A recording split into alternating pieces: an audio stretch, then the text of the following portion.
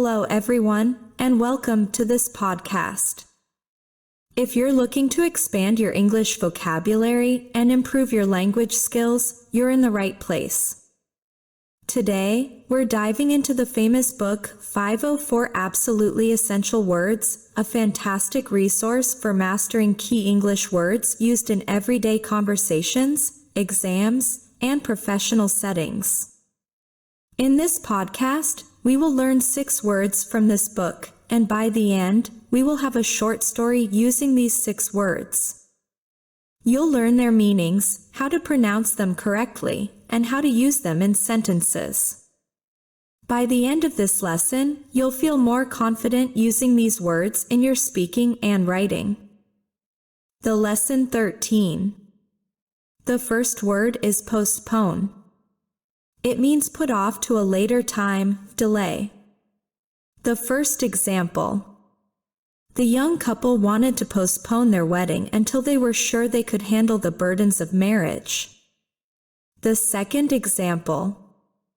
I neglected to postpone the party because I thought everyone would be able to come. The third example. The supermarket's owner planned to postpone the grand opening until Saturday. The fourth example. We had to postpone the meeting due to unforeseen circumstances. The fifth example. The project deadline has been postponed to give the team more time. The second word is consent. It means agree, give permission or approval. The first example. My teacher consented to let our class leave early. The second example. David would not consent to our plan. The third example. The majority of our club members consented to raise the dues. The fourth example. By signing this form, you are providing your consent to the terms and conditions. The fifth example. The project cannot proceed without the written consent of all team members. The third word is massive. It means big and heavy, large and solid, bulky. The first example. The boss asked some employees to lift the massive box. The second example. From lifting weights, Willie had developed massive arm muscles. The third example. The main building on the campus was so massive that the new students had trouble finding their way around it first. The fourth example. After years of hard work, he achieved massive success in his career. The fifth example. The new skyscraper is a massive structure dominating the city skyline. The fourth word is capsule. It means a small case or covering. The first example. The small capsule contained notes the spy had written after the meeting. The second example. A new, untested medicine was detected in the capsule by the police scientists. The third example. He explored the space capsule for special equipment. The fourth example. The seeds were stored in a small capsule to protect them during transport. The fifth example. The archaeologists discovered a time capsule buried under the old school. The fifth word is preserve. It means keep from harm or change, keep safe, protect. The first example. The lawyers wanted to preserve the newest reforms in the law. The second example. Farmers feel that their rural homes should be preserved. The third example. The outfielders' records are preserved in the Baseball Hall of Fame. The fourth example.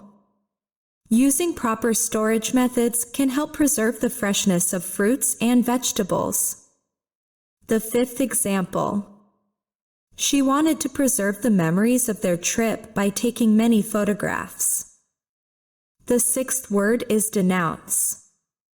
It means condemn in public, express strong disapproval. The first example. The father denounced his son for lying to the district attorney. The second example. Some people denounce the government for probing into their private lives. The third example.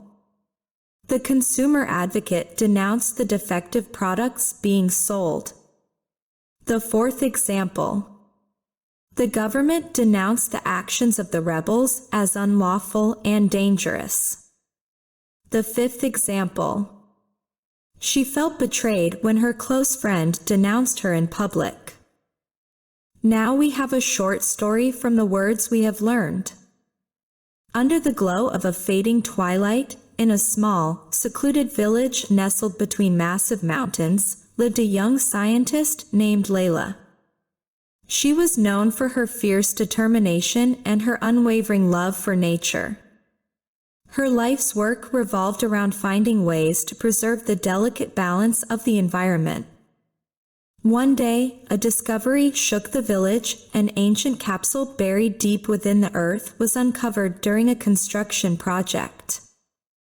Its intricate carvings suggested it held secrets from a forgotten civilization. The villagers, eager to open it, sought Layla's consent, knowing her knowledge could unlock its mysteries safely. Layla, however, was hesitant. She believed that treasures of the past should not be disturbed lightly. She convinced the villagers to postpone opening the capsule until they could better understand its significance. She feared that rash actions might unleash consequences they couldn't foresee.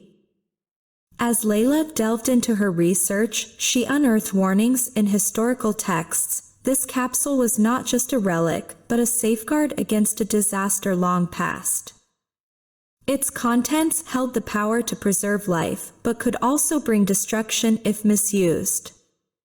One stormy night, a group of outsiders arrived, claiming authority over the capsule. They dismissed Layla's caution and denounced her efforts as superstition. Ignoring her pleas, they pried the capsule open, unleashing a cloud of ancient toxins trapped within. Chaos ensued as the village struggled to contain the outbreak. In the aftermath, Layla led the charge to heal the land and protect its people. Though hurt by the betrayal, she pressed on, believing that even in the face of ruin, hope could prevail. Her resilience inspired the villagers to work together, proving that preserving harmony was a task for many, not one. And so, the mountains bore witness to a tale of wisdom, consequence, and redemption, etched forever in the hearts of those who lived to tell it. I hope you enjoyed today's lesson, and until the next one, goodbye.